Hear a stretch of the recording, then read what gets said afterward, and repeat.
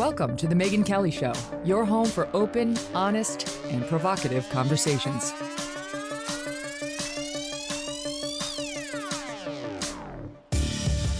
Hey everyone, I'm Megyn Kelly. Welcome to The Megyn Kelly Show. Today, I'm excited to be joined by Dr. Drew Pinsky. He is an internist and addiction medicine specialist. He's host of the Dr. Drew podcast and author of the brand new book out today, It Doesn't Have to Be Awkward, which he co-wrote with his daughter, Paulina, one of his triplets. And she's going to be joining us in just a bit. We've got all things COVID to discuss, and Dr. Drew will be taking your calls too. That's exciting, and answering your medical questions just a bit later in the show. So let's get things started. Welcome, Dr. Drew. Thanks for coming back. Megyn, always a privilege. Great to have you here. All right. So before we get to COVID, I wanted to ask you, I've been following what's happening down in Texas and in Del Rio, where we have these 10,000 migrants from Haiti underneath a bridge. They've crossed our southern border. Our border patrol is down there trying to manage the situation. I have sort of a left field question for you on it.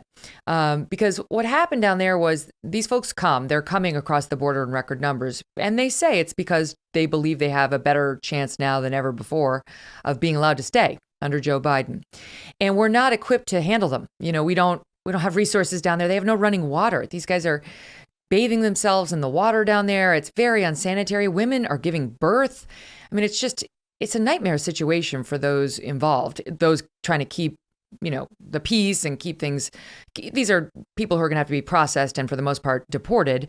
So the Border Patrol is trying to keep an eye on them and not to let them make a run for it. And the people themselves are trying to manage their children and so on. Well, yesterday, the big story broke that these guys were using whips, that the Border Patrol who are on horses are using whips against the migrants. And Jen Psaki went to the White House lectern and said, it's horrible. That's not who we are. What are we doing? Blah, blah, blah. So I was like, well, that does sound terrible. So I took a look at it, and the video does not support that. The video shows Border Patrol on horses using reins on the horses, the way one uses reins on horses, and also twirling the reins right next to the horse. But at no point do I see one of those reins touch a human. I see them trying to run the horses around so that the people don't run, sort of block the path. And I have no idea how law enforcement is normally done when you're trying to control 10,000 people and you've got horseback, riding cops to do it.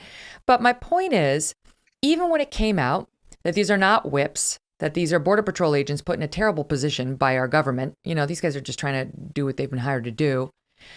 You get reports that are now saying whip-like devices are being used on the migrants. Like, you mean reins used by cowboys on horses who are Border Patrol agents?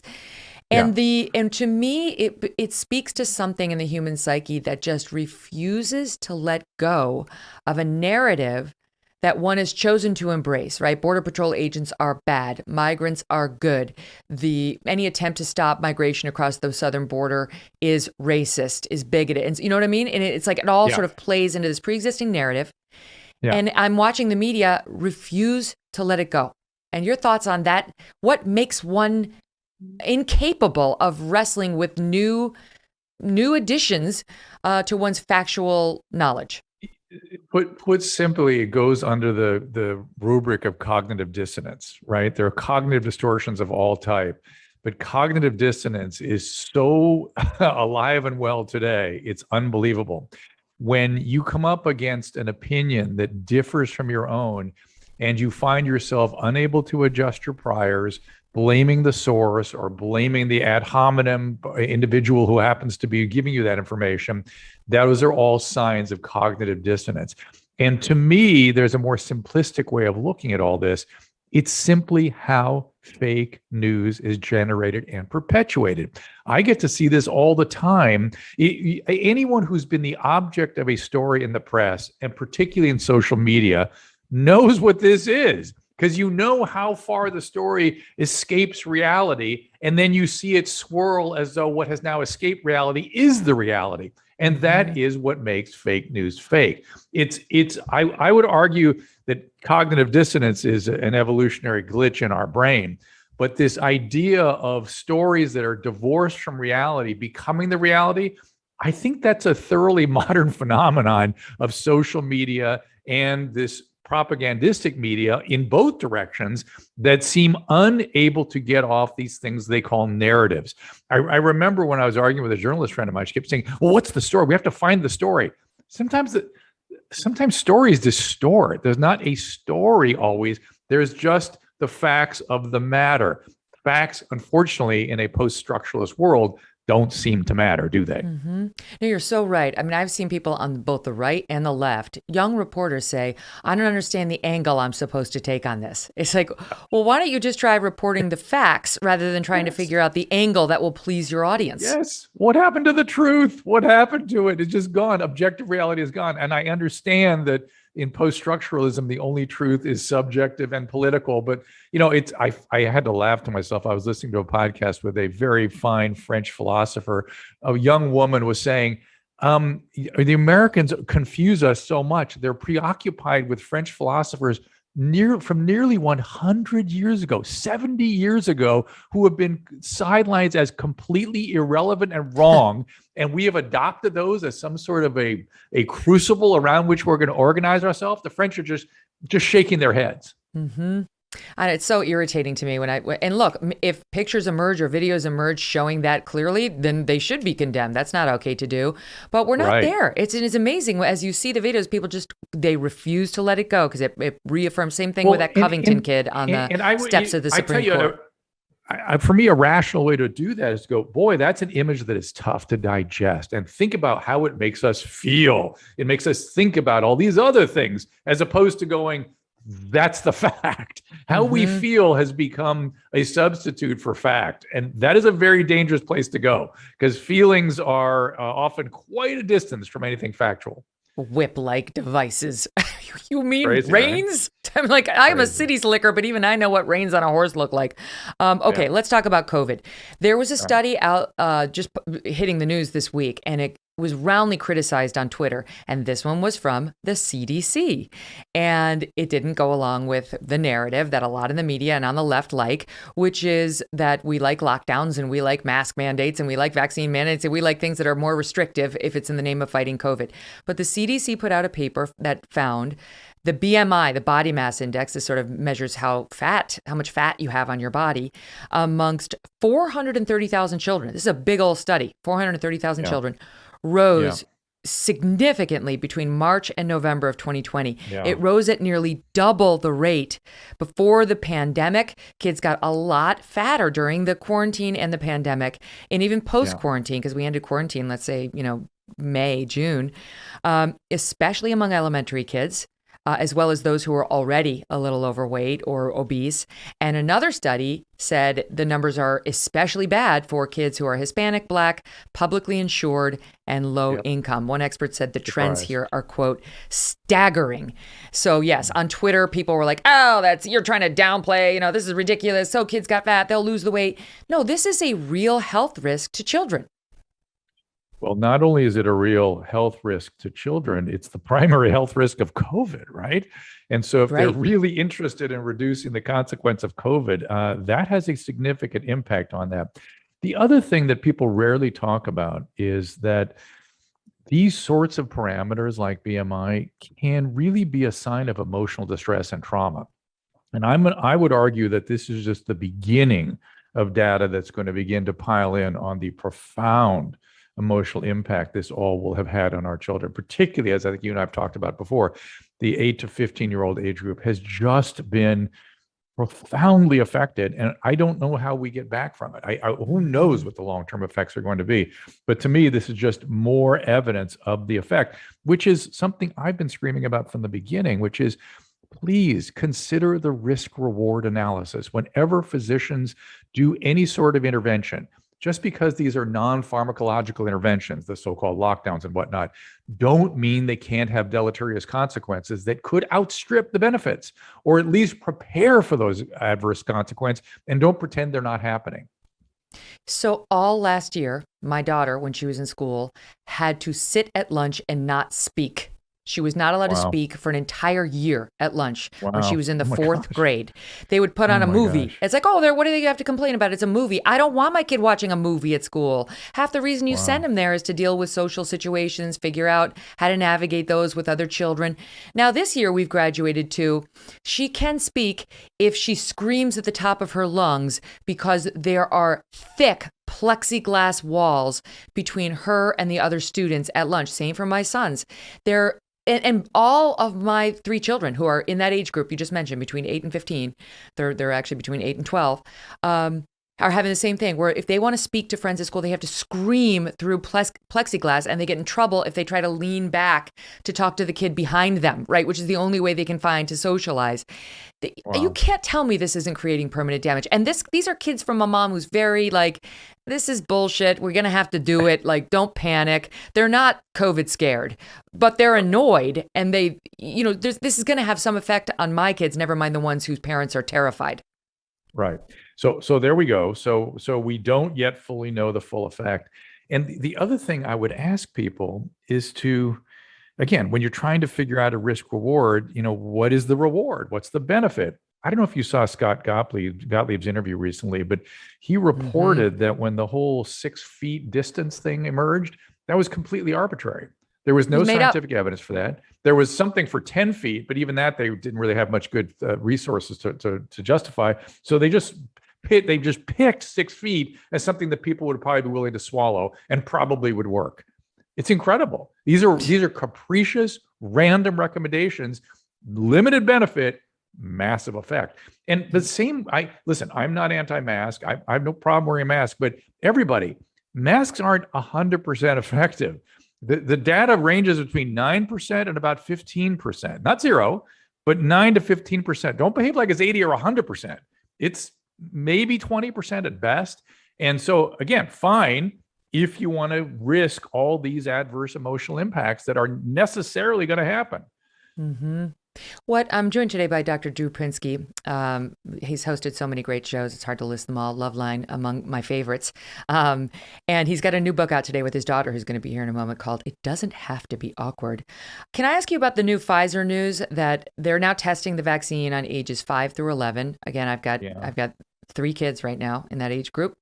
Yeah. They're saying Pfizer says its initial results show it's safe and quote robust, seeing robust antibody response in kids of that age. The data is not yet peer reviewed nor published. Pfizer plans to submit it to the FDA for emergency use authorization soon.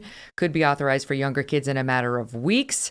They studied about 2,200 kids in that age group. They said no instances of myocarditis, the heart inflammation that we've seen in the older group. But when we've seen that in the older groups, it's about 1 in every 5,000 kids receiving the vaccine. So they didn't even get to the number where they would likely see it. And I have to tell you, I have real hesitation about giving this vaccine to my littles. I understand that. And personally, as an internist, someone who doesn't deal with pediatric age group, I'm in no position to make recommendations. I've had difficulty. I have found it challenging in terms of making the decision on behalf of 15 to 18-year-olds. I think that's an interesting age group to sort of struggle with. But as you get younger, I get more and more and more uncomfortable. For one reason, obviously the effects of this virus on those age groups become less and less significant. The only motivation to do it is to reduce the replication of the virus. In other words, we do have an issue internationally in terms of the volume of replication and the potential for some variant to emerge that can get around our vaccines or get around our natural immunity. That's the great risk right now. And if somebody wants to make the case that it's necessary that we have no replication going on in young kids as well, I'm willing to listen to that, but to make that decision for a given child, that's a tough decision to make. We just not, I listen, and just if you understand the context of how I make these decisions, back when the chickenpox vaccine came out, my children were of age to get it. I didn't let them get it because I didn't think we had enough experience with it yet. Now I would have them get it. But it was about a 3-year-old vaccine at that point. And I was like, chickenpox not that big a deal. I'd rather they just get chickenpox, what they did. And there'd been some reports of some things in Japan. I thought, why make that call? Let's see how it goes first. And I kind of feel the same way about this vaccine. Unfortunately, the mandates are pushing things, in a hasty manner where It's hard to make those decisions. It really is. Mm-hmm. And the shaming. Okay, so I had this dust up with David Frum, now of The Atlantic, on Twitter yesterday. That was just absurd. He is absurd. As soon as that news broke about Pfizer and the 5 to 11-year-olds, this is what he tweeted. If regulators approve that 5 to 11-year-olds can be safely and effectively vaccinated against COVID, let's not repeat the mistake of allowing space and time to anti-vax extremists. States should immediately make anti-COVID vaccination a requirement for schools, sports leagues, etc. The anti-vaxxers get a big thing right. They understand that a vaccine mandate is not merely a requirement, it also expresses a social stigma against the unvaccinated as ignorant and antisocial. That stigma is very powerful, which is why the anti-vaxxers resent it so intensely. So that's what he wants to foist on parents who have some doubts about this experimental vaccine that's not even yet approved and may get emergency use authorization, may. Mm-hmm. And I wrote back to him, you don't have to be an anti-vax extremist to have concerns about vaccinating a little one who has very little risk from COVID. You do have to be some kind of an asshole to demonize any parent concerned about forcing minor kids to take a vaccine that had no long-term testing. Good for you. I like that. Oh, screw him. I'm so sick of the demonization. He wants it. He's baking it into the cake. Yeah. And I don't understand why that's not at least somewhat perceived as racist, because here in New York City, I'm in New York right now, only 35% of the African-American community has been vaccinated. And that community has been ill-served throughout medical history, and their resistance is a function of that history, not some personal choice. And we should be addressing that in a systematic way, which does not include shaming. Listen, Megyn, I work in the world of trying to get people to change behavior, don't want to change their behavior. If I go to a drug addict and say, you need to stop doing drugs, don't you know what you're doing? No, that's the opposite. Shaming and guilting is the opposite of how to change people's behavior when they have resistance. And so it's bizarre to me. The other thing, the idea that the FDA dictates behavior from on high, we have got to address this. The FDA does not determine how physicians practice medicine, period. They determine guidelines for what companies can bring to market. What doctors do with that is between the doctor and the patient, and the FDA has no authority and no business involved in the practice of medicine. It never has, it never will. Same for the CDC. They're not designed to do that. It's one of the things that Gottlieb brought up in his interview. This idea, and certainly the government shouldn't be practicing medicine. So we should be talking to the pediatric community. Where are they? Where's the American College of Pediatrics? What's their opinion on this? I'd like to know, because they're the ones that should be making these decisions. Dr. Drew is an expert in many things, including narcissistic celebrities. And we'll talk about them and their role in all of this in about 1 minute. Stay with us. We'll discuss.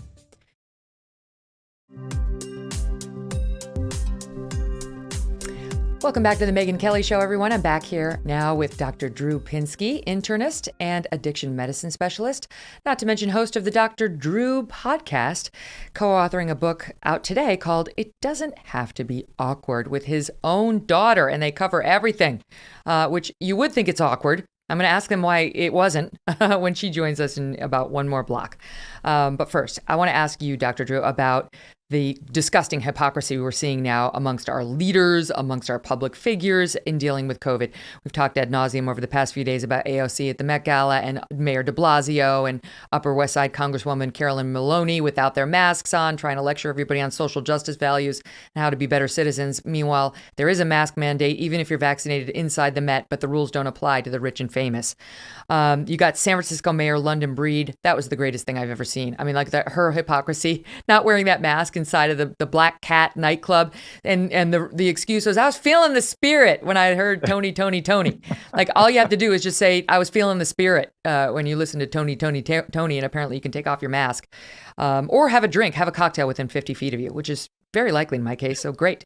Then you had the Hollywood Emmys and all these actors, despite the indoor mask mandate in LA, not wearing it. Meanwhile, the kids in K through 12 all over LA have their masks on, even if vaccinated. And I look at all of this and think, why aren't the regular Joes and Janes rising up? Why are we okay with this? I don't think they are. I think people are taking note. It's of course where everyone's in tribes, right? And so if your tribe violates one of these mandates, well, they had a reason to, and that's cognitive dissonance, right? You're reasoning your Mm-hmm. way from conclusion to try to justify what that person did. But I would argue that Governor Newsom at the French Laundry without a mask Mm-hmm. in close quarters with friends at a dinner party indoors during an absolute lockdown was case one of people rising up and having had enough of it. I mean, the recall effort was directly related to that event. So Mm-hmm. people have had it. They really have. The problem is, though, they're still in their tribes and they're still reasoning from conclusion. And so those that have had it are coming up against people that are continuing to tell them, look, you're just unenlightened. You don't know better. We know. We're going to tell you. It's such a horrible, you said narcissism, what we would talk about. And it is narcissistic, but it's also histrionic. Everyone's almost delusional in their thinking. There's a rigidity in people's thinking now that, for me, has moved past straight up narcissism, which is, hey, listen to me, I know what's going on here. Usually a narcissist at least is sly enough to follow their own mandates. This has become something a little bit different, and it's a little more out of control, it seems to me. You know, Nicki Minaj was all over the news, of course, last week for saying she didn't want to go to the Met Gala because she didn't want to have to get a vaccine, and then told some alleged story about her cousin's friend's testicles Yeah. and Yeah. alleged Yeah. Yeah. impotence after the vaccine. Great. Unverified, but that's what she said. And Right. boy, oh boy, did she take it from all corners on the left. I mean, the right sort of was, I think, bemused that the left was attacking one of its own. You know, previously she was this goddess because she's done these very sort of R-rated songs about women and so on. Now suddenly they attack their own because you can't buy insurance from the woke. And she got mad. She was ticked off. She Yep. got a dose of sort of what happens to you when you cross these arbitrary lines that are drawn. And here's just a little bit of what she said she thought was going on. Listen. 80% of the artists that y'all following right now feel like I feel about the vaccine and are too afraid to speak on it. If they assassinate me and assassinate my character and make me look crazy or stupid, guess what? No one else will ever ask questions again. It's disgusting that a person can't speak about just questions or thoughts they're having about something that they're going to have to put in their body. Well, she's not wrong about that. She couldn't be more right. God bless her. God bless Nicki Minaj. I don't know if you saw her famous marbles tweet too, which was also fantastic. Oh About, yeah, if you know, you're a black person and a Democrat, you'd have to put marbles up your ass if the party told you to do it. If they tell you to, that's it. And so it's like she is so right. It's sort of an interesting movement that particularly many African American friends of mine have been pushing for a long time. But just think for yourself, raise questions, talk about things. And poor Nikki has gotten caught in the maelstrom. And I listen, I would love to set her straight on the testicle story. And I would love to deal with her. I would love to talk to her about vaccine hesitancy, because I bet you I could get through to her. I know how to deal with resistant people. That's my job when I'm dealing with addicts and alcoholics. The way you deal with them is not the way Twitter deals with them, and not the way the world is dealing with poor Nikki right now. You could get her to come along and get a vaccine and maybe even be a vaccine advocate. This is not the way, everybody. This is case one on how bad a job we're doing. And by the way, totally defend her right and privilege to say anything she wants in the meantime. She did not come out and say, hell no, never. She came out and said, I don't know. Yeah. I still want to do my research. She's thinking about it. I know She's some thinking critics are about like, it. the research is done. What are you doing? And it's like, well, maybe Nicki Minaj has been a little busy and didn't look at all your studies and really has to just kind of postpone this because she's a young and healthy woman. But she is 100% right that if they make an example out of her, then others are expected to get in line. She's got 160 million Instagram followers, 22 million Twitter followers. So if she can be shamed into silence, so anybody can be.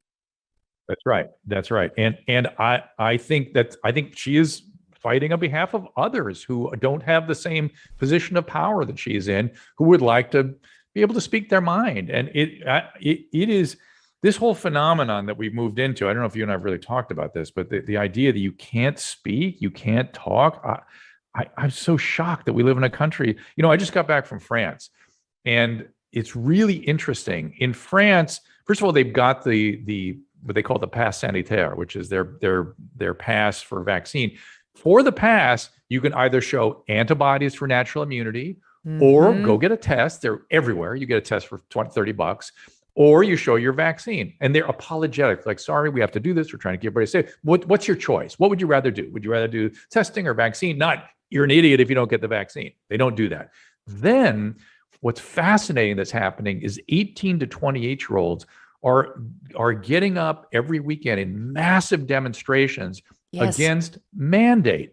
It's funny. My French is pretty good, and I was talking to a lot of young people, and to a person, I go, look, we were told this is not a serious illness for our age group. Now they're forcing us to do something that's wrong. And I would always say to them, I go, hey, vive la liberté, right? Yes. And they become absolutely, I had a woman at the ticket counter at the airport come out from behind the counter, go raise her fist to go, she was 23 years old, and she goes, vive la liberté. I thought, wow, that is so different than here, where they're doing death outs, where they're lying in as though they're going to die if they don't wear masks at the college campuses, unless they get more stringent mandates. It drives me nuts. Why?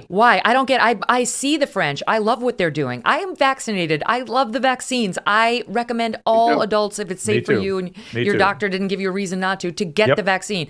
But I don't like these mandates, and I don't think that they're particularly American, especially on a brand new vaccine that has very low risk the younger you are. Or the virus has very low risk the younger you are. And to be fair, let me code to that by saying, hey, look, we do have an issue. I mentioned it before, which we've got to decrease the replication of this virus. So you might want to take some risk for you, your children, above and beyond the individual benefit you could gain from it, to try to get this thing suppressed more. So I think that's why most people in New York got it. I think that's why most people in New York got it. I mean, whether they felt like they needed it or not, they got it because the city just got so hammered, and he felt sort of responsibility to do it. Okay, fine. But that still should be a personal choice. So why you tell me why the French, who gave us the Statue of Liberty, they're out there protesting, and we still haven't learned our lesson all these years later? It's so crazy. And by the way, France is a socialist country. I know. And the young people have, I mean, they are the way they express themselves on this topic. It really, it's echoes of the 1790. It really is. They see a direct correlation with the excesses of government now and the excesses of the royalty, the aristocracy in 1790, and they won't have it. I don't understand. It's funny. I don't know where we're missing it, or if we're missing it. I don't either. The fact that young people, I don't see it. For me, Megyn, here's the thing. I don't understand the individual who wants to tell other people how to live their life and manage their body. And here I'm somebody that's getting people to stop doing drugs and alcohol all day. And I'm there because they want help, not because I want to tell them what to do. I know how to help them once they ask for that help, or once they're available for that help. And to tell people how to live their life is the strangest impulse to me, especially in this country. And I don't understand why it's so appealing to somebody, and particularly to young people. It's very strange to me.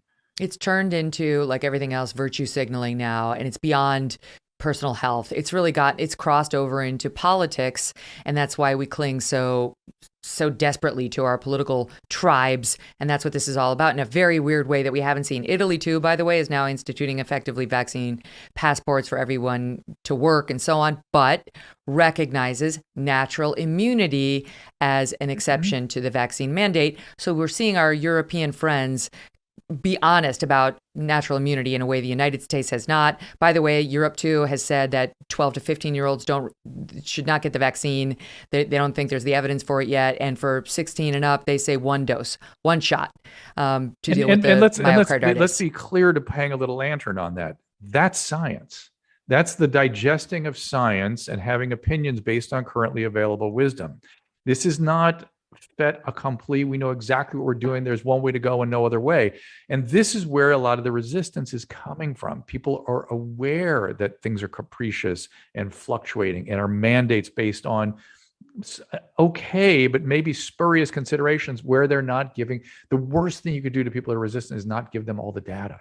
That's this idea that they can't handle it. Terrible idea. It makes them more resistant. You look over here, it's like, okay, so why why am I a terrible person if I just want to pursue the same policy that's in place now for 27 million, Brits or what like I see countries that we know and trust and whose data we use to come up with our own policies making a totally sane, different choice. Doesn't make them all bad, doesn't make me bad just because I happen to have been born in America. But the people pushing these mandates on us won't deal with that. All right, let me shift gears because I want to talk to you about Maureen Dowd's column that came out over the weekend. You don't need to have read it. I'll tell you what she said, and it's something you've heard before. She's always got an acerbic pen, which is super fun unless she's turning it against you. But she was taking by the way, issue. How do you stand up to all this stuff? Your attitude is always so good. I find myself worn out and worn down and getting depressed by all the disgusting negativity out there. How do you handle it? It's like I got a good life. I got a good husband. I got good kids. What more do I really need to worry about? I hear you. I hear you. I take a walk through some of these fields, the anger fields, the concern fields, not really so much the anxiety fields every once in a while, but then I come back to center. Okay. Which is why everybody out there needs to build up their own, build up the people around you who you can actually touch and be around. This is what she says. Our culture is awash in people who get called out for their behavior and then retreat behind some victim-y excuse. She says, if you're going to go for it, go for it. Now, she was picking up not just on AOC, who got blowback for the reasons we just discussed, and her tax the rich dress. And she says, if she wanted to get glammed up and pal around with the ruling class at an event that's the antithesis of all she believes in, she should have just gone for it. And what AOC had said when she got hit was, and I quote, honestly, our culture is deeply disdainful and unsupportive of women, especially women of color and working class women of color. She said, then Maureen Dowd said, really? The working class card at the Met Gala? Then AOC says, the more intersections one has, the deeper the disdain. I am so used to doing the same exact thing that men do, including popular male progressive elected officials, and getting a completely different response. Dowd writes back to say, I found this statement to be at the intersection of disingenuous and hilarious. It was cynical, and it wasn't the first time she has failed to consider that people can disagree with her without disagreeing with her identity. So many people throw the identity card down as a shield against criticism of legitimately controversial behavior. Right. Yes. It's funny. I remember I had a nightly news broadcast in Los Angeles for a year during the dark days of COVID. We were sort of analyzing what was going on. And we'd occasionally talk to the members of the school board or the school union. And some union officials came in and were sort of laying down all these requirements for going back to school. And I said, great, let's do them all. Let's do it. What's the delay? Let's go. Let's get back to school. And she announced I was racist. And no, I was sexist. How dare I? I was like, I'm supporting you. What are you talking about? It's such a crazy default position. And it's cognitive dissonance again. And it ends any meaningful discourse that could perhaps get us to a better place. I would like to hear what AOC's got to say about what really are your thoughts? Was it a mistake? Would you wish you hadn't done it? Mm-hmm. What are you thinking? How about all those other people you around who are paying? Do you think they're not paying taxes? Do you think all those people they don't pay taxes? Is that what you think? What did you mean by tax the rich? What does that mean exactly? So Maureen Dowd goes on to take issue with Elizabeth Holmes playing the victim, saying she was basically controlled by a man all the years she allegedly committed fraud while running this company, Theranos. Takes aim at this squad member, Representative Pramila Jayapal, I actually don't know her, of Washington, who reportedly calls herself a defender of the working class, but treats her own staff like dirt, and so on. And her chief of staff came out and said, women of color are often unjustly targeted and held to a higher standard than their male colleagues, always put under a sexist microscope. So to me, as you see this pattern of like, I get hit for being a bad person or for doing something stupid or shitty, and it's like finding money in my pocket. It's like finding, little jewels hidden in my Levi's 5-pocket jeans in the tiny little pocket I used to show off to my neighbors, which is, ooh, I've got something amazing and valuable with which to distract you, to deflect this entire conversation, and to give me the moral high ground. You know what? And I get it. I just think about it. Think about if you were in that position and this is something you would think to do the same thing. I hope you wouldn't, because it is not of high character to do that. Mm-hmm. But you would think of doing the same thing. I think it's perfectly human impulse because these attacks are quite vicious and people really are scared and anxious and hurt, and they retreat to their sort of natural zone of safety. I get that. You can do better. You can do better. That is absolutely a straw dog that you've built, and it needs to be looked at, and you need to get honest. And rigorous honesty is something that is in short supply these days. And so is Bayesian reasoning. Bayesian reasoning, where you adjust your thinking based on currently available knowledge. You adjust, and you go, oh, I've changed my position now based on current. And by the way, I kind of feel like I've seen AOC moving a little bit. She has been adjusting her position on certain things. And I thought, good for her. But when the shit really hits the fan, not so much. You cannot be shielded from the consequences of your own choices by your intersectionality card. That's just not how, and that's not to say that there is never criticism that's sexist or that's based on, but if you play that card every time, you undermine its value. And, she seems to be oblivious to that. I'll give you the last thing. This is Maureen's final word on it. We shouldn't reorient our society so that people can simply wrap themselves in an identity cloak when identity is not the issue. Virtue should not be defined by who you are, putting you beyond reproach and preventing judgments about what you did. That would leave whole sectors of society exempt from moral evaluation. Nailed it. It's so fun when you can read great writers really sort of nail an issue that's important to you.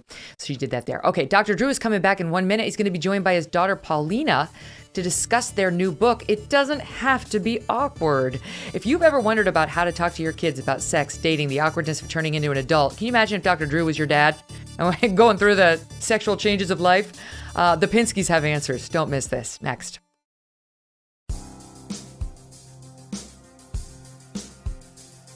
Welcome back to the Megyn Kelly Show, everyone. Dr. Drew Pinsky is back, and he is joined now by his daughter, Paulina Pinsky. She's a Columbia graduate. She's a writer, and they are co-authors of the new book just out today, It Doesn't Have to Be Awkward. Paulina, thank you so much for being here. Thank you so much for having me.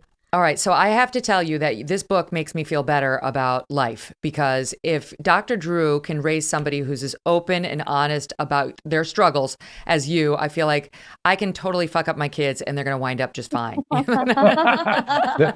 think that's just, you can live by that phrase generally. Generally, that is true. I would say the 10 years of therapy helped. Oh, how dare you? Well, so I love this. Okay. So first of all, you were born a triplet. And let me just kick it off there, because triplets are still rare, even with IVF. They're still rare. And how do you think that affected your life? I have theories about this. As the youngest and at the top of the stack, nearest my mother's ribs, I feel like it must have been traumatic for me to have my two womb mates exit the womb before me. So my first, interaction with the world was my brothers leaving me. Right. That's just my theory. It's true. Gosh, I never really considered that. But you must there have was. share I must everything. tell you, I've got to interrupt you, Megyn. That there was, Paulina. There was literally 55 seconds between those guys being out and you. Yeah, so. I always imagine it's like pulling noodles. Ew. Except it was pulling babies. Oh, nice. Yeah, ew, right? That's a lot. Really, the true trauma was your mother's. And so I'm sure she's addressed that absolutely. since. Yeah, every Christmas she would say, "This wouldn't have happened if I didn't love. Like, you be grateful for Christmas because I'm the one that brought Christmas." Well, and to be course. fair, we were faced with reduction. Our obstetrician sat down and said, "Hey, don't have triplets. Don't do it." He goes, "Here's the data. The marriages don't survive. The mental health of the kids suffer. Don't do this. Have twins, and I'll send you out to UCLA, and we'll reduce down to 2." Oh my god. That was a heavy thing we sat with for a couple of days, and then just went, "We can't do that. Forget it." Right. It's like, so we have to end the pregnancy with one baby or end our marriage, right? Like, what kind of a weird choice is that? That's so false. It's not true. I mean, maybe it makes it tougher, but it's not true. Statistically, it was. It was actually, he just handed me the papers, and I said, "Okay, I'll look at them." And statistically, at the time, it wasn't. And I literally felt like a poker player who just took all the chips and go, "It doesn't. I'm going all in. We're just going all in. That's it." And it turned out to be a good bet for us. Oh my God. We did IVF, and thank God I was able to use all of our embryos, but that is a tough choice for any parent to have to make.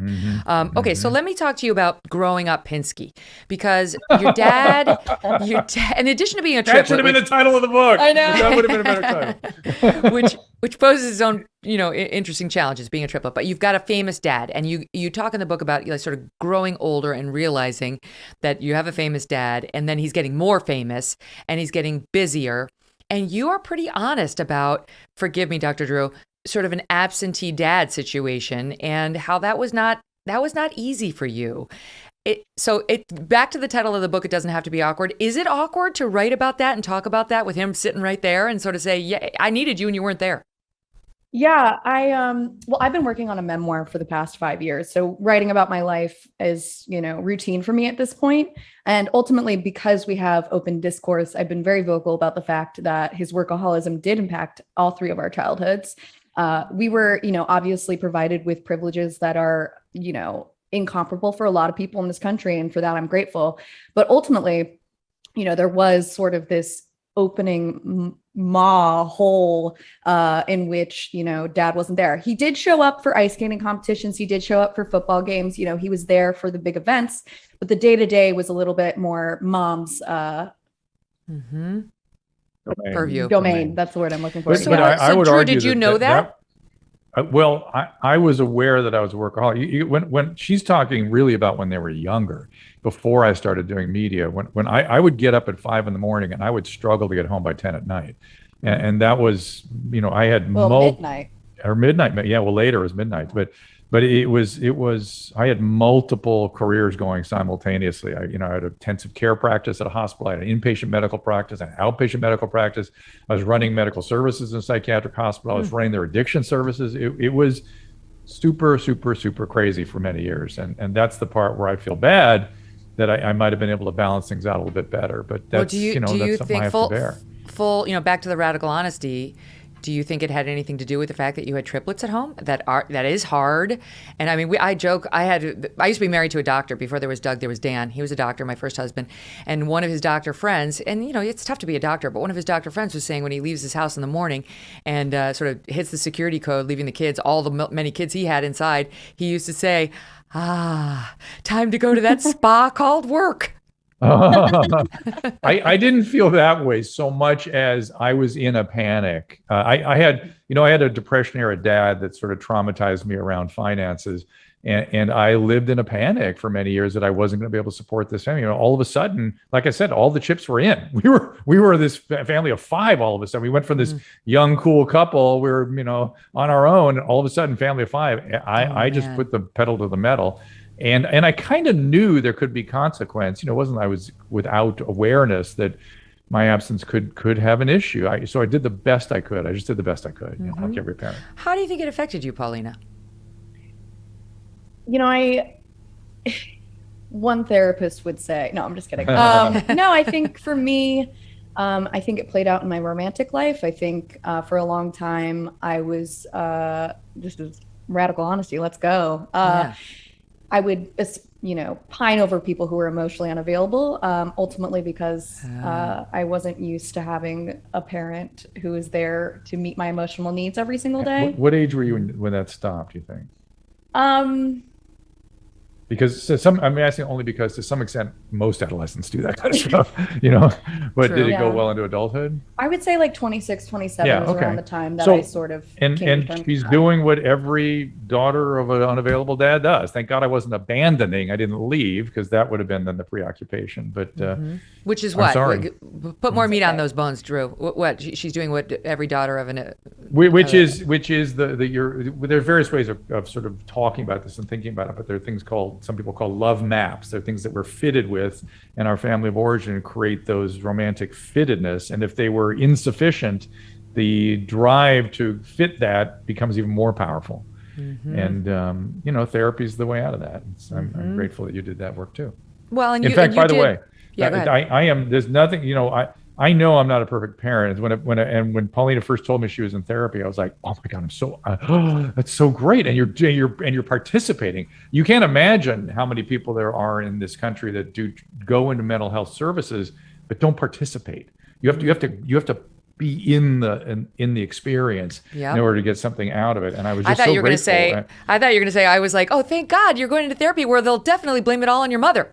Well, there was, mean, there was that. that That did happened. happen, yeah. That did happen.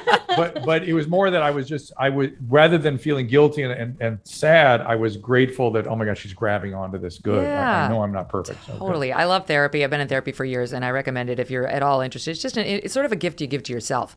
But it is one of those things, you only get out of it what you put into it. So if you're going to hold back and you're not really going to put cards on the table, you're not going to get much out of it. And you definitely put cards on the table in the book, in your writings prior to the book. I've read a lot of them. And one of them is, can we talk about virginity? Because I'm like, this girl, she's fearless. So you talk about, you knew it was coming at some point. Obviously, you're going to lose your virginity. And your dad is Dr. Drew. Awkward. It doesn't have to be awkward. But tell us what your mom said to you that stayed in your head from 8 years. I have an 8-year-old, from 8 years forward.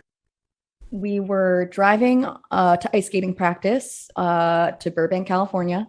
We were on the 134 freeway, and my mom looked at me and said, when you lose your virginity, your father's going to broadcast it on the radio. And wish somebody consulted me about that. Well, I understand the impetus behind that, right? She was trying to communicate to me that because I was a girl, there was different pressures on me. I would be a topic of discussion. If I messed up, I would be ridiculed. And, I kind of experienced that. I mean, to a certain degree, when I first started writing about my bulimia, the reason it went national is because New York Post pulled out the hook of it and was like, Dr. Drew's daughter has an eating disorder. Yeah. And in that moment, it was, almost worse than my virginity being broadcasted on the radio. It was like, the same thing, it was kind of the same phenomena, but a deeper secret. But ultimately, because one is like everybody eventually loses their virginity, and one is like shame in some corners still, unfortunately.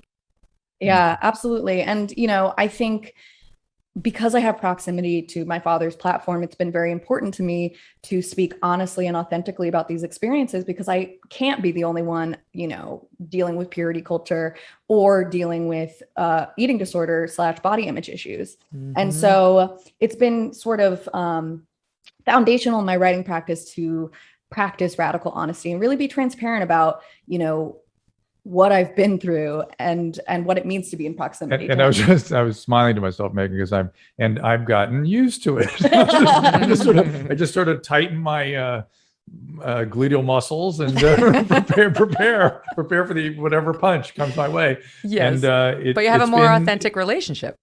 Oh, absolutely. It's been great. And listen, this is forging those adult connections, right?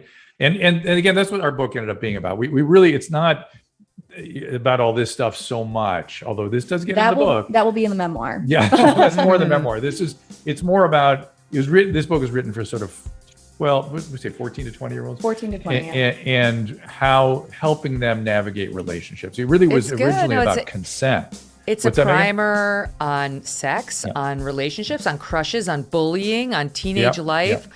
I thought it was actually really eye-opening. All right, we're going to pick it up there when we come back. And also, we're going to be taking your calls.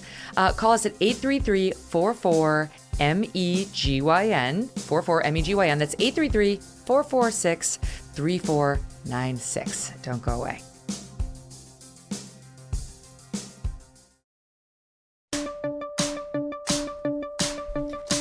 Welcome back, everyone, to the Megyn Kelly Show, joined today by Dr. Drew Pinsky, and he is joined by his daughter, Paulina Pinsky. They are together with me today.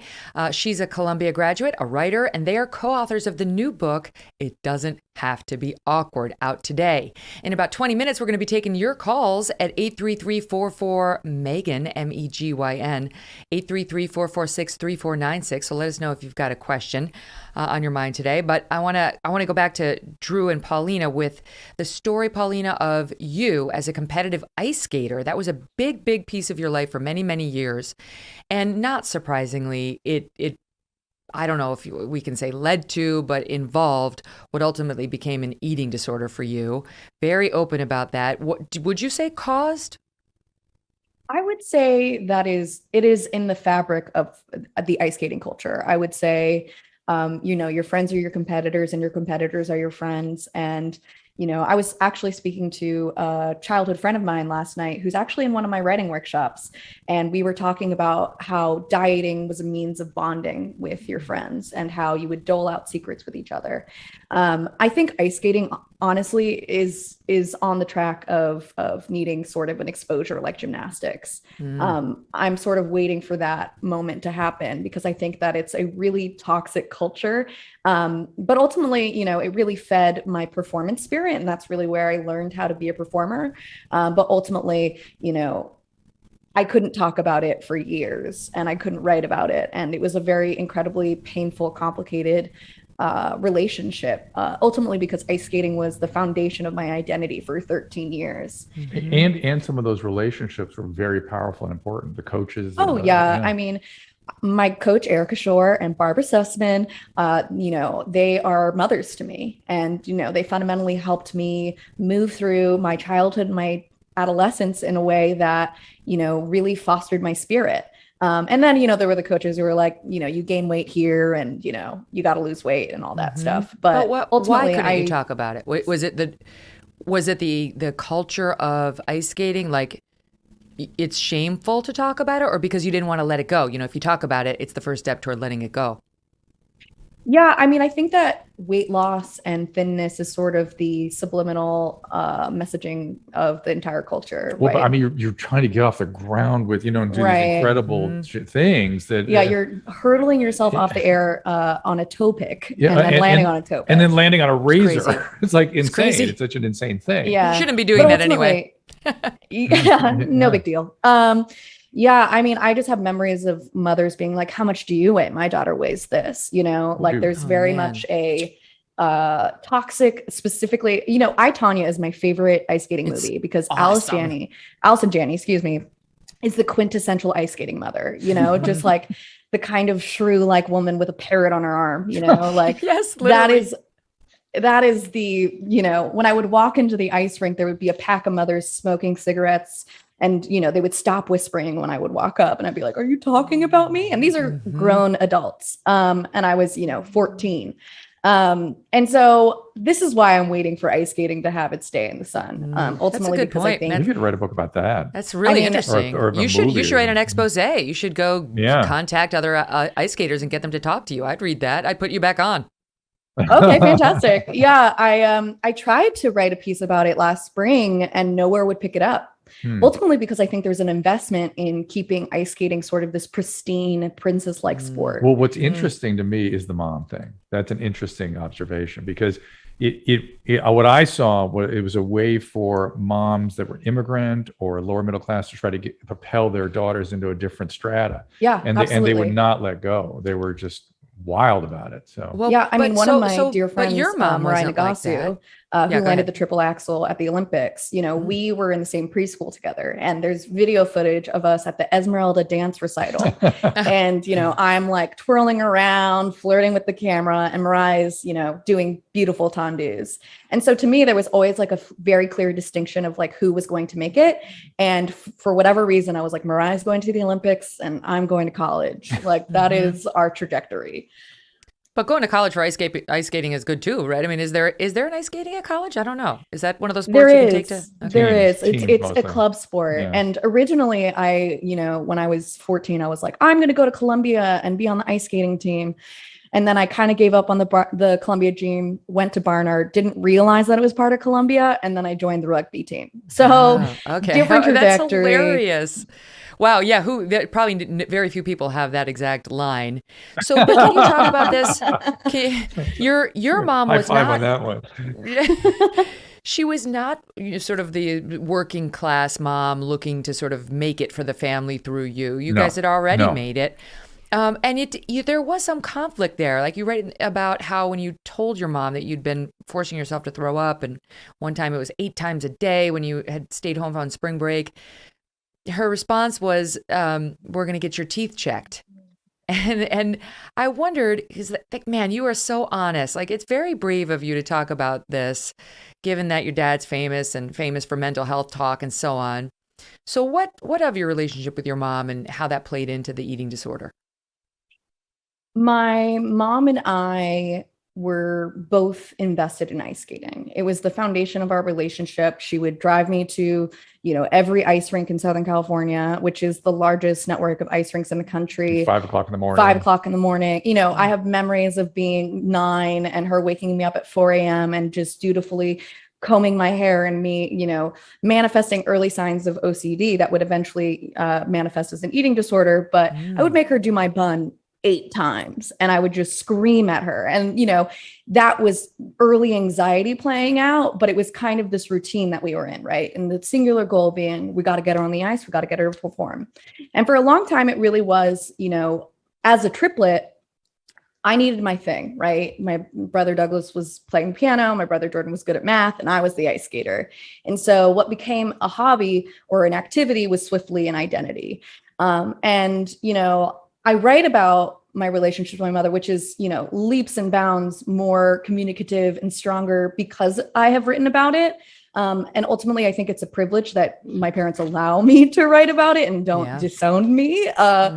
And, I think also what was unusual about my situation is I was sent to a childhood nutritionist from ages 12 to 18.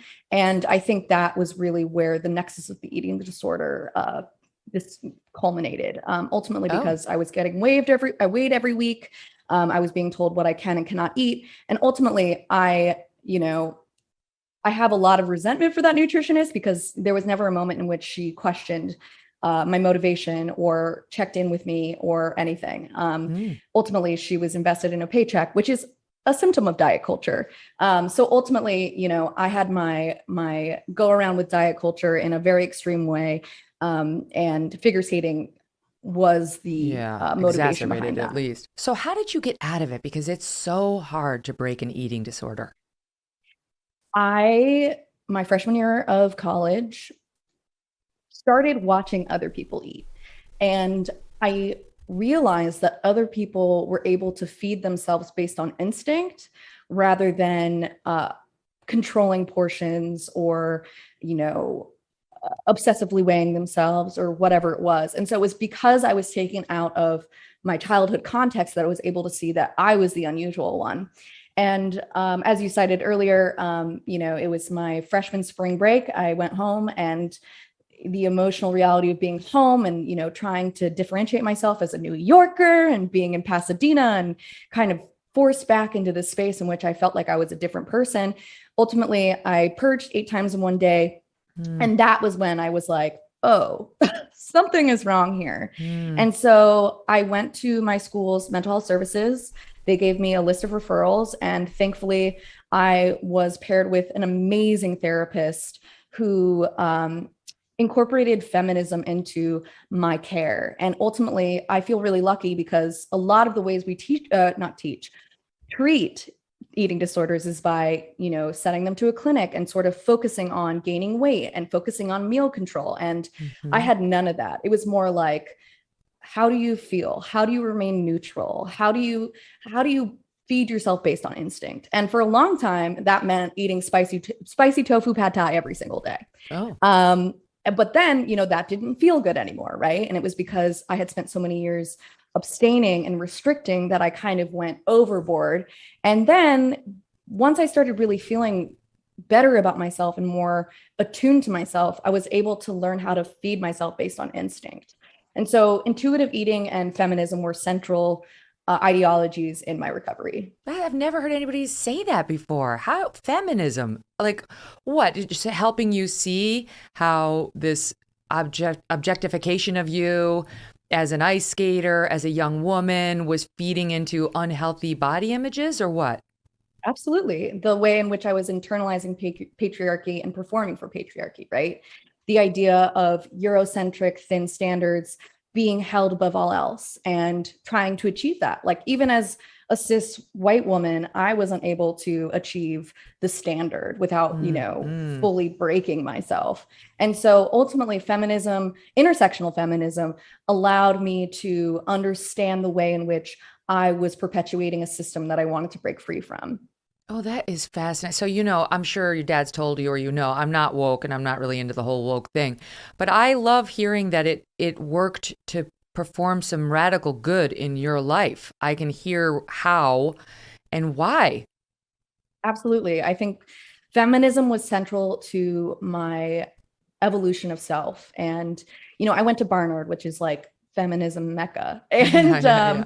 Other than Smith, maybe they're tied. And, for freshman year was the first time I encountered feminism. And it was before that I never felt confident enough to have an opinion. I didn't feel smart. And, being introduced to feminism and really thinking about, the social strata of the country, of the culture, of the world really helped me find my voice. Did it give you more compassion for your mom? It did give me more compassion for my mom. It did. I think ultimately, before I went to college, I was very much like I'm only friends with guys. And ultimately, that was kind of a misogynistic belief to keep perpetuating, because ultimately at Barnard, I learned that, women and non-binary people and, everyone is affected by feminism. Feminism isn't just about pushing a female agenda. It's about equality for all. And in order to really achieve equality for all, we need to be realistic about where everyone is situated. Can I back up and ask you about the patriarchy you mentioned in the ice skating? Because I get what you're saying. Trust me, I've definitely dealt with, quote, the patriarchy, capital T, capital P. But I also think women do it even more so, if not as much, if not more so than men to other women, right? Like these crazy beauty standards that we're setting, we're doing it to ourselves. Mm-hmm. But that's sort of the internalization of patriarchy, right? I think because patriarchy is sort of the superstructure of our lives, the only way to survive is to internalize that structure and repurpose it. And so misogyny is real. Misogyny is real. And a lot of women, I think, need to come to terms with the fact that they have internalized misogyny, whether that's, how they view other women, whether that's how they view themselves, whether that's just how they move through the world. It's our default as a culture is misogynistic. And so let me ask you about that. The internalization of patriarchy is sort of a perpetuation of that misogyny. So I had a guy on the show yesterday who I really like. His name is Leonidas Johnson, and he's a Black man who's got heterodox views on BLM and, sort of these race discussions that we've been having nationally. And he was saying he gets accused of being sort of a supporter of white supremacy. And I was saying I get accused of having internalized misogyny if I'm ever critical of a woman. And I kick that around. I'm wide open to any possible criticisms of myself and the possibility that I've got some issue. But I genuinely don't think that's it. I genuinely think that I'm just sort of a journalist whose job it is to comment on people in the news. And sometimes it's men and sometimes it's women. Sometimes they're white, sometimes they're Black. But whenever I say something about a woman, I get accused of that. Whenever he says something about, this movement, so don't you think that those labels get overused? They sort of get weaponized against people as well. If I could jump in, I think we need a new vocabulary. Because I think words like white supremacy they're so loaded and they're absolutely weaponized. I agree with you. I think there is a language that we could generate where everyone could grab onto these concepts and kind of understand more generally what we're talking about. Mm-hmm. I feel like anything has the potential to be weaponized when it's put in the wrong hands. I think even if we had a new vocabulary, it would be weaponized. And I think it's about America. I think it's, America.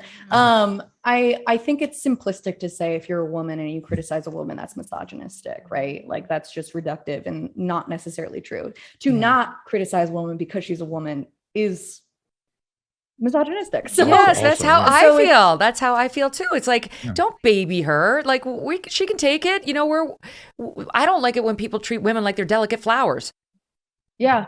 Yeah. And ultimately all of the verbiage comes from an academic background. And I think because the verbiage is so academic that it can feel inaccessible and it's easy to kind of ascribe your own meaning to it. And I think that all words can be weaponized. And it's hard to say that a new vocabulary would rectify that situation. So Drew, can I ask you? I noticed that Frederick Douglass was struggling with this in 1870. He really was with a language for this. And I'm scouring his his rhetoric right now to see if I can figure out if he got to a place that we could use today. He too was a white supremacist. But he thought Abraham Lincoln was a white supremacist. And when I first read that, I was like, what? By Abraham Lincoln? No. And then I thought, I understand what he's talking about. I get it. Just the words struck me wrong. Well, so can we dial it back just a little? Because when Paulina was talking about, your wife, her mom, the struggle she went through when she realized she had an eating disorder, she went to a therapist, not to you. How do you square all that? Like, how's that making you feel when you realized all of it, that your daughter had this eating problem?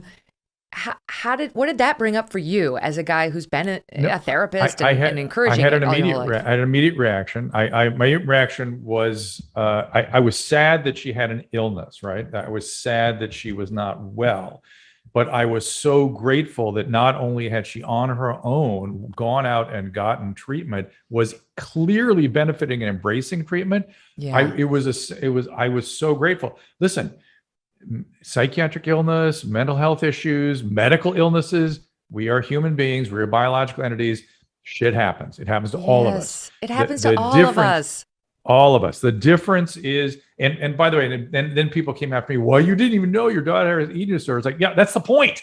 They hide it. They hide. There's no way you could know if you're the parent, especially. And the fact that people, when people embrace treatment, that's the difference for me. Then I'm just like, oh, this is going to go okay. I know this will be okay. We just got to support the treatment. Mm-hmm. And it's not going to be fun and it may be painful, but I was so grateful for that. That was what I felt at the moment. So can I tell you, I totally relate to this because first of all, I have two very good friends whose daughters have severe eating disorders and watch them go through all of that. And in my own family, and I haven't been given permission to talk about this in more detail, but someday I likely will get that permission and then we'll do so. But I have a very close family member who got swept up into the opioid crisis. And when it was happening, we didn't realize that it was a national crisis. We didn't realize that this was a thing that a lot of families, millions of families, as it turns out, were experiencing. We just thought, oh my God, this person's a drug addict. What on earth, right? Yeah. And all the judgments that came with it, because drug addicts tend to lie and they tend to steal and they tend to do a bunch of things that you don't, like. And there was a fair amount of shame connected to it. Shame, anger, and definitely was personalized, by us against this person. And now with time and understanding it's actually a big national crisis that we all went through. I mean, so many people. And same for an eating disorder, and same for all these things that we carry around like our own personal burdens, whereas every family has this shit. You're not alone. It's not your effed up family. It's life. It's life. Yeah. It's being a human. And please, if you do get to a point where you want to discuss it, let me help you discuss it, because it's something I know very, very well. And to your point about the stealing and the bullshitting, that's a symptom of the illness. That's not the person. That's a symptom of that person's illness. And there's a lot to be said, but we'll leave it. Go ahead. Yeah. I was just thinking, about my first media sensational experience, which was back in 2013. The sort of mantra that I kept pitching again and again was like, even Dr. Drew's daughter has an eating disorder, right? Like even this person who, advocates for, works towards mental health, it can affect his family as well. And ultimately, there's so much silence around eating disorders. Like it's a fundamental aspect of the disease itself. And so the more that I can talk about it, the more I feel like I'm in service of someone else's healing. And to your point, in your defense, Dr. Drew, just because you're in the mental health field does not mean you will raise perfect children who will have none of these issues. That's absurd. Absolutely not. And I assure you, having been around reams of leagues of psychiatrists, their family have stuff too. It's just the way it is, and then they naturally, and good psychiatrists were accepting of it, and just and work towards good treatment and good outcomes. That's all. And other psychiatrists pay for their daughters and jobs. Now, there's a great line in the book talking about dating and what to look for in your mate and how to tell whether this is a person you ought to be with. I'm going to read it after the break because I want people to remember this. It was like one of the best summaries of sort of how to know whether you're you've got a good person or not. Dr. Drew and Paulina Pinsky are staying with us. If you have any parenting questions or eating disorder questions or any questions at all that you want to discuss, give us a call. 833-44-MEGYN, MEGYN. That's 833-446-3496. Welcome back to the Megyn Kelly Show, joined today by Dr. Drew Pinsky and his daughter Paulina Pinsky, both here talking about their new book, It Doesn't Have to Be Awkward, out today. These conversations, drugs, sex, alcohol, whatever it is, you can talk to your kids about it. You can talk to each other about it. Doesn't make you bad. In fact, it's going to help you have a better life. And if you have a question for our guests, for me, or if you just want to talk parenting, life, what have you, give us a call. 833-44-MEGYN, MEGYN. That's 833-446-3496. Okay, so you guys in your book talk about discussions when it comes to parenting, when it comes to sex, when it comes to dating. One of the things you say is, number one, talk to your parents, and parents talk to your kids about sex. Being open about it may save you from doing anything prematurely. But man, it's easier said than done, right? I mean, it's hard to have that. It's like, okay, safe sex, this is what you should do. I think most parents understand they should discuss that. But beyond that, I don't know a lot of parents who want to go into, so have you done it yet? How'd it go? What did you use? What did you feel? Right? How detailed do we get? I'll give that one to you, Dr. Drew. I don't believe you should get detailed at all unless the kid is asking for it. In fact, my whole philosophy is create the environment where the child can bring you their questions, and an environment where you can express your values. So in other words, your goal is not to give an entire plumbing lesson when a child has a simple question about kissing. You know, they go, here's my chance. A lot of parents, for a while there, that was sort of the parenting thing. Are you familiar with the vulva?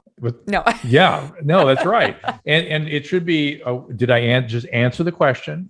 Did I answer it to your, is that all you need? Do you want anything more? Do you have any other questions? I hope you'll come back to me with more questions. And oh, by the way, here's a little more information. Here's how I feel about this. Here's how I hope you'll, consider whatever. Yeah. For instance, one of the things that I think is important to communicate to kids early is that, if you have sex before you're 16, our brains really aren't developed for that yet. They just don't handle it well.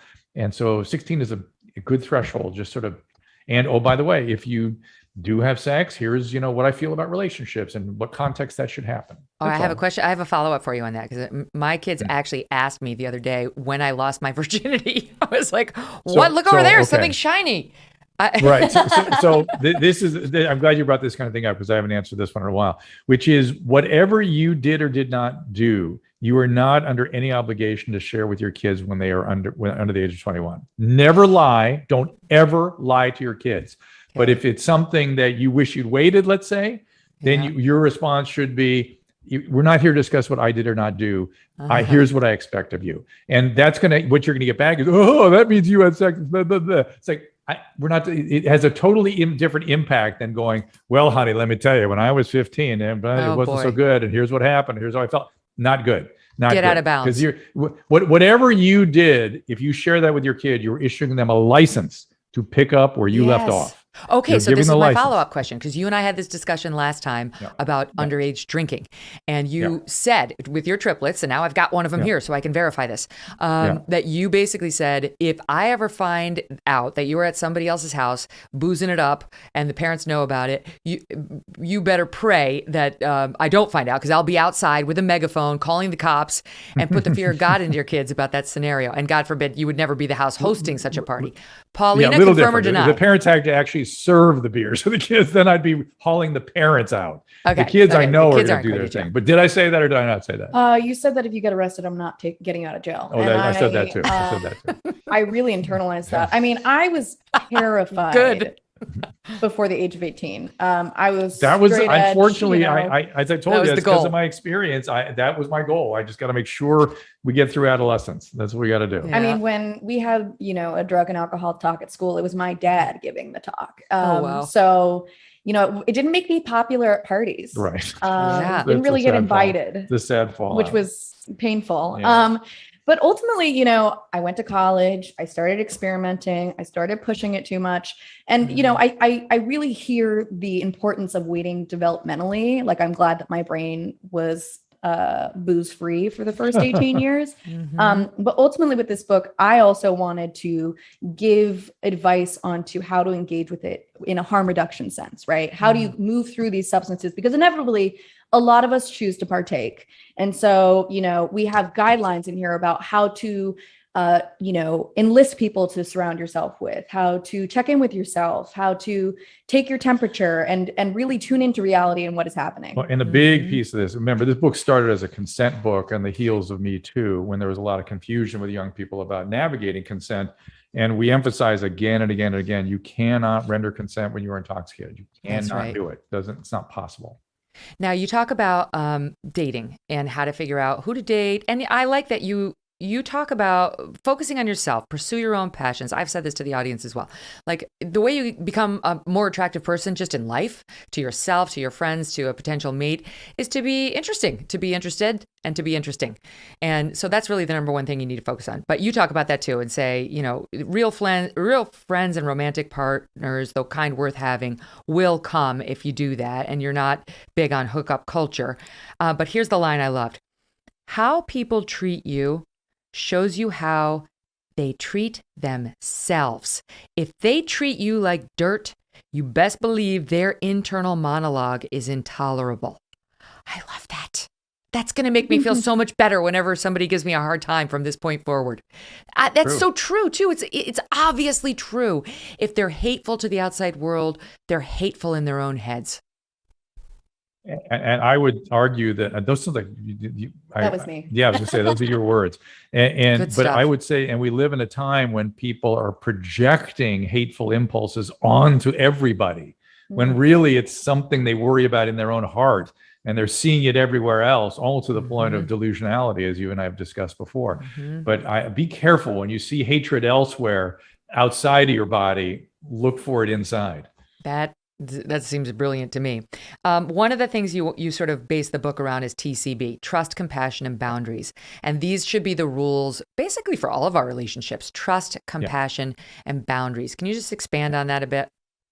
Well, let's tell a little history on this. So TCB has been in my life for the past 20 years. Yeah, many years. I was obsessed with Elvis Presley from a very young age. Right on. And his rhythm section was called TCB, and he gave them all TCB necklaces that had lightning bolts. And in the 3rd grade, when I became obsessed with Elvis, reading all of the biographies out there, I decided I needed the necklace for myself. Speaking of feminism, how accurate were those biographies? Problematic fave. Elvis is very problematic, marrying a 14-year-old, stealing black music. We tend to gloss right over that. Yeah. What about Jerry Lee Lewis? Jerry Lee Lewis. Yeah. Some problems. Yeah. Also. It's better just to listen. Just listen. You don't have to look too closely. But yeah, so I pray to Elvis before everything important. So he is more like a deity to me than a human, which is probably why I do the mental gymnastics of forgiving him in my mind. That is how I feel about Judge Judy. Judge Judy? Yeah, she's my Elvis in that way. I love her. Oh my God, she says. That's so funny. I did not amazing. know that. That's fantastic. You and RuPaul. Yes. RuPaul is hers. And America. Hello. Yeah. All right, keep going. Well, the fracking isn't great, but what RuPaul has done in terms of just expanding LGBTQ representation in this country is phenomenal. But the fracking, not so great. Wait a minute. I'm lost. RuPaul is a fracker? Yeah, he fracks on his private property. Oh, how funny. I didn't know that. My God, we took a hard That's why you turn gotta there. Get a leftist in the room. Let's talk to him about that. See what his thinking is. Okay, keep going. TCB. TCB. So Elvis brought TCB into my life, and this book brought trust, compassion, and boundaries into my life. So we took TCB, we morphed it into an aphorism or an acronym for what we thought would be sort of headlines for maintaining good relationships. Ultimately, you can't give consent if one of those factors is missing. So if you don't trust that person, you can't consent. If you're not offering compassion to that person, you can't consent. And if there are boundaries are not being respected, then you obviously can't consent. But ultimately, the foundational idea of this book is that if you trust yourself, have compassion for yourself, and know your own boundaries, then you can trust someone else, offer them compassion, and respect their boundaries. And it sounds sort of almost glib and easy, but it's a complicated landscape, particularly the landscape of boundaries these days. Boundaries, people don't fully get how important that is, how there are obvious physical boundaries, there are emotional boundaries, but there are deep boundaries too that we have between and amongst ourselves that may not be all that apparent to somebody navigating a relationship. I do think when it comes to trust and compassion, frankly, it's one of the reasons why parents should try very, very hard to control their anger and try not to scream at their children and express the anger to the child. Because I do think it just erodes trust and makes a child in particular feel very unsteady. Not to say I'm perfect at this, but it's definitely a priority in my life to check my own anger, walk out of the room rather than yell at my kids, because I do think it erodes trust, and it certainly doesn't sound compassionate, and it doesn't create a relationship that either party really wants to be a party to. Let me jump to some of our callers because they're firing up right now. This is Dave from Ohio. He's called in and he's been dealing with weight issues his whole life. Hey, Dave, what's your question for Hang on, Paulina? Dave, you don't mind one quick second. I just want to put a code on something that Megyn just said, which is Yeah. if you are yelling, consider that a symptom of something that happened earlier. Some parenting intervention should have been manifest earlier, and that's why things get out of control and emotions escalate. So yelling is inevitable as a parent, but it's a symptom that something went wrong a lot earlier. Just think about I like that. Okay, sorry. Okay, Dave. that's good. Dave, what's on your mind? Hey, I'm 58 years old. I've been struggling with weight gain all my life. I lose it. I go all the way down to where I'm supposed to be, then I'll gain it up. I see this in my younger son who's 24. Very proud of him, great kid, but I watch him pick on the pounds, and I'll say something to him and it automatically gets into an argument. He takes it like very personal, and I don't know how to fix it, but I want to fix it because I don't want to see him struggle like I've been struggling my whole life. Good question. That's a Very toughie. tough. So the first thing that comes to my mind is the book Health at Every Size by Dr. Lindo Bacon. I'm of the belief that you can achieve health at any size. And ultimately what that book explains is that every time you put your body through extreme dieting and say you lose the weight, your set weight, which is your natural weight, rises. So every time you lower your weight, your set weight goes higher and higher and higher, which is why when you lose weight, sometimes you gain weight plus more. And so I think ultimately what I would advise for you is trying to find a way out of the dieting cycle, learning how to feed yourself intuitively. And ultimately, it's hard as someone who has had the conversation of you're gaining weight and we need to talk about it. I think ultimately how you interact with your son and how you interact with yourself is going to do more than telling him to lose weight, right? So if you can find a way to find balance in your life, maybe that can be a model for him. Which is why I recommend Health at Every Size. That's a foundational text in terms of my own eating disorder recovery. My father probably has a different perspective, but I really believe Health at Every Size is possible. Drew? It's complicated on so many levels. For Paulina's, the complexity of an eating disorder puts it all in a certain context. It sounds like Dave has a particular biological genetic context for these things.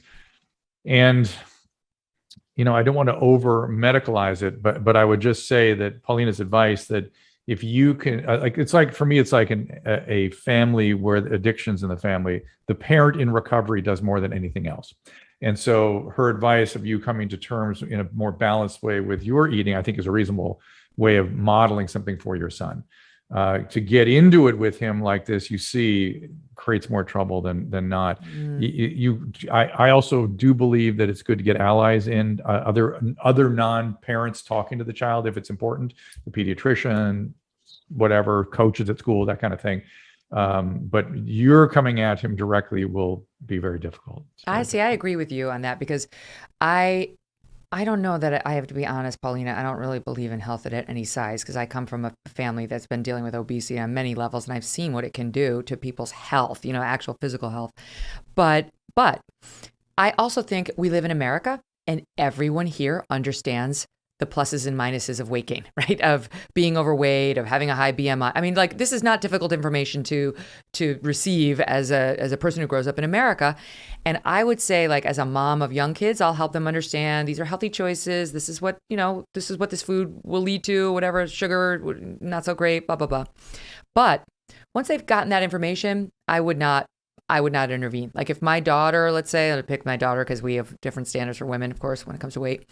If I saw her getting chunky, I would not say, you're getting a little chunky. I would keep my mouth shut.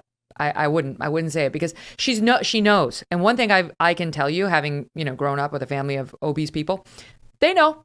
And maybe they're good with it, maybe they're not good with it, but they definitely don't need people to sort of remind them of how to lose weight or that whatever the consequences are of being overweight. Okay, that's my own 2 cents.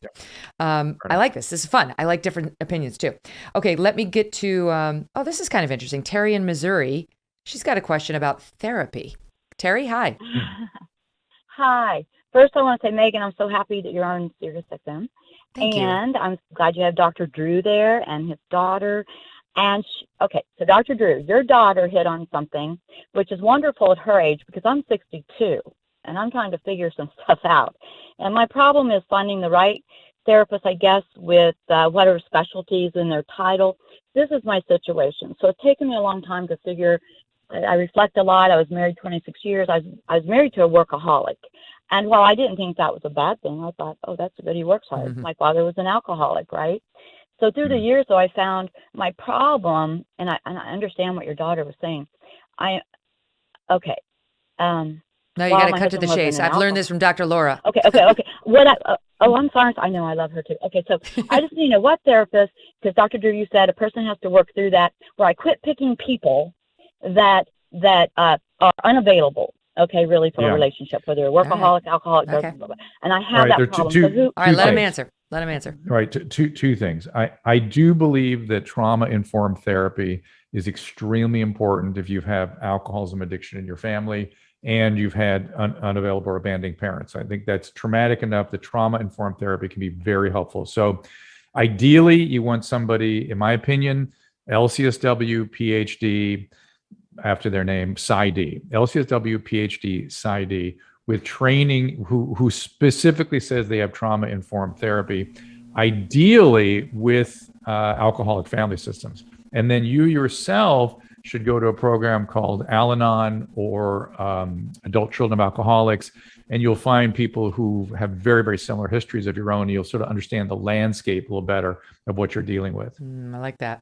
Okay, Shane in California has got a question for you, Dr. Drew, about COVID alternative medicines. Hey, Shane, what's your question? Just want to say I was raised in the 70s by bra-burning feminists, so faux feminism really does disturb me. One of the things, double standards, is it's okay to make fun of obese men, especially politicians. And why is it taboo? An obese president received alternative treatment, but it's taboo to even discuss those alternative treatments. You mean Trump? You're talking about Trump. What alternative treatments did he get? Oh, you mean the hydroxychloroquine? There on BBC, it shows about a half a dozen treatments. I know one of them is cost prohibitive, but it's pretty much forbidden to even discuss that. I mean, I had to really search. You're not allowed to discuss ivermectin. You'll get kicked off every platform if you discuss even the data on that. Hydroxychloroquine went through a similar phase. Both are medicines that I've prescribed throughout my career. In fact, the CDC has a mandate for all the Afghanis coming in will have to be put on ivermectin for roundworms. That every refugee that comes to this country gets put on ivermectin. That's but not CDC a vaccine mandate. It's crazy. We all had to get the vaccine, but not for COVID, for roundworms, to be fair. And hydroxychloroquine I've been using for lupus for decades, and it's the only medication I know of that the American College of Physicians recommends that women stay on during pregnancy because it's so safe. So it's weird to me that these medicines have had all this energy around them. Medicines that I've been using for decades, you just learned how to pronounce and people have opinions about. That's crazy. The only thing I know that Trump got that worked really was steroids and monoclonal antibodies. That's what got him better. And those work to this day. They kept me out of the hospital. Monoclonal antibodies, anyone with moderate severe COVID who is in an age category that can get to trouble should be getting monoclonal antibodies, period. That's big now. Yeah. I Everybody's also talking think about it's that. unacceptable to make fun of anybody for their weight. Yeah, and I would size. think you'd say that. Yeah. You know, and I also think that feminism has come a long way from the 70s. It's a much more intersectional. The feminist second wave feminism was reductive and really only for white women. And so I would encourage you to educate yourself on the way fourth wave feminism is going. But isn't it kind of annoying, Paulina, about how like now at some of these schools, you can't even have a white guy on the syllabus, like the reading that's handed out. Like it does seem as the mother of two future white men and a white girl, I do worry. I don't like the demonization of men in an effort to sort of lift up women. It seems unnecessary. I don't like it. And I don't think we should be banning works by guys who have offered a lot to human history, never mind American history, just because of the color of their skin or their genitals. Your thoughts? I think, there should be a balance. To deny that this country was founded by white men and their foundational texts, and to deny that history is wrong. But I also think that it's wrong to deny the aspect of colonialism and the ways in which we enacted genocides on Indigenous people and people of color. And so I think it's about a balance. It's about incorporating both aspects of those. No one wants to deny like the history and that these were not perfect people, but it gets upsetting when you see, like we did a story last week about how they want trigger warnings all over the National Archives before you read the Declaration of Independence. It's like this. I mean, that speaks to something else entirely, to be honest. It's sort of this, I don't know. My husband called it coddle culture. Everybody needs a trigger warning before they see the Declaration of Independence. So we got a bigger problems on our hands than our history. All right, I stole the last word, Paulina, but we're going to come back. We're going to come back in 1 minute. We're going to squeeze in a quick break, and then Dr. Drew and Paulina are going to, well, no, they're leaving us now. So actually, we're squeezing in. Sorry. I guess we're getting rid of you. We could keep going. I didn't realize for that. days. Yeah. Oh, if you can stay, then stay, and we'll pick it up on the opposite side of this break. Okay. We'll do it.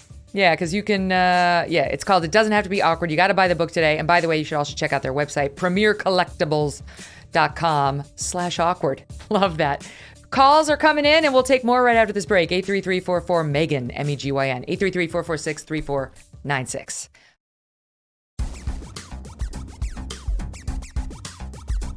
The Run DMC music. Love it. Welcome back to the Megyn Kelly Show. Dr. Drew Pinsky and his daughter Paulina Pinsky are here talking about their new book, It Doesn't Have to Be Awkward. Phone lines are open at 833-446-3496. I'm going to start with my own question. And that Megyn, is... first, I'm going to interrupt you. I was wrong about our timing. I've got about 5 more minutes, then we have a hard out. I'm sorry about that. You're good, because that's exactly what we have. Perfect. I want to ask you on the subject of how much is too much. You're saying you don't have to share with your kids when just because they ask when they're minors. Yeah. Right. A woman down in Austin, Texas went off on her school board this week. Her name is Cara Bell. She was very angry during a school board meeting because she found out that there was a middle school library book that was apparently very sexually explicit. And they use the word, forgive me, this is a little R-rated, but she's talking about cornhole, which is a game that we play in our backyard in the summer, but also is a reference to a certain kind of sex that, let's just say, comes from behind. It's for those who didn't know that. I didn't know that before today either. Here she is talking about the book. Take her out back, we boys figured, then hand on the titties. Put it in her coin box, put it in her cornhole, grab a hold of that braid, rub that calico. You can find that on page 39 of the book called Out of Darkness, which you can find at Hudson Bend Middle School and Bee Cave Middle School. All right, not gonna lie, I had to Google cornhole because I have the game in the back of my yard. But according to Wikipedia, cornhole is a sexualist slang vulgarism for anus. The term came into the use in the 1910s in the United States as verb form to cornhole, which came into usage in the 1930s, means to have anal sex. I do not want my children to learn about anal sex in middle school. I have never had anal sex. I don't want to have anal sex. Oh boy. I don't want my kids having anal sex. I want you to start focusing on education and not public health. Stone, you're on. That was a lot of information. A lot of information from Kara. Yeah. She's right. But you know what? I have She's to right. say, yeah, I feel the same. Middle school's a little young for that. Your thoughts? Listen, you're trying to, the most important thing you're trying to educate in particularly, again, as I said earlier, under the age of 16, your brain is not really processing these things. The concept of sexuality is very vague and very poorly formed. You're more than anything else trying to educate kids about decency and values. They see tons of stuff. The average age of exposure to porn now is age 11. Trust me, they've seen stuff. Sometimes 9. Sometimes, oftentimes 9, unfortunately.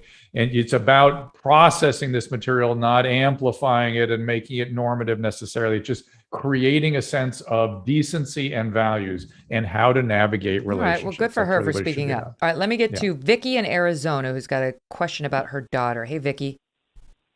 Hello, thanks for taking my call. So, Dr. Drew, my daughter is a young infant, kindergarten, what have you. She would remove herself from toxic situations and calm her down, and I was told that was great.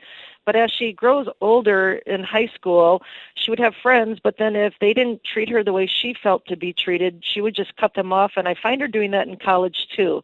Is that typical, or is she negative in her mind, and then I need to get her help that way? I just find it's hard for me to tell based on what you're saying. I mean, I would need a little more information. I mean, on its surface, it sounds like a perfectly healthy way of self-empowerment, right? These people aren't treating me the way I want to be treated. I'm out. On the other hand, if she's unable to maintain friendships and sustain them, she needs to learn how to express her dissatisfaction in a way that allows for continued connectedness with people that actually care about her. Just because somebody disappoints her doesn't mean that they need to be abandoned and rejected. That kind of all in, all out thinking can be problematic.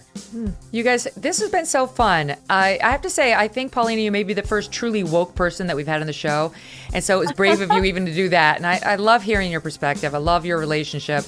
Thank you guys both so much, and good luck with the book. Thanks, Megyn. Thank you for having us. Doesn't have to be awkward. Tomorrow, immigration. Dennis Michael Lynch has been covering the border for years. Love him. Download today's full episode on the podcast and go to youtube.com/Megyn Kelly. Subscribe. We'll see you tomorrow.